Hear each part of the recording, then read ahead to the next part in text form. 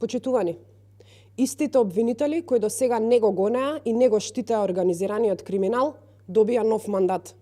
Со истите овие обвинители и оваа власт на СДСМ и ДУИ, Македонија стана најкриминална држава во Европа според сите мерења. Тоа е заслуга на истите обвинители кои денес одново добија функција.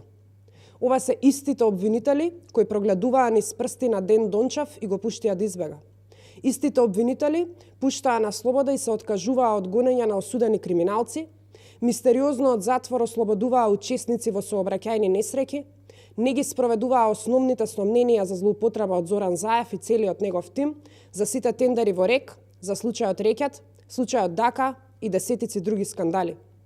Почитувани, поради истите овие обвинители, нема одговорност за поделените пасоши за криминалците кои доаѓаат од целиот свет. Првиот човек за гонење на организираниот криминал Рускоска треба да одговори зошто изборот на јавни обвинители не беше пренесуван јавно и зошто целиот процес не беше транспарентен. Дали и што сакаа да сокријат со изборот на ваквите обвинители? Благодарам.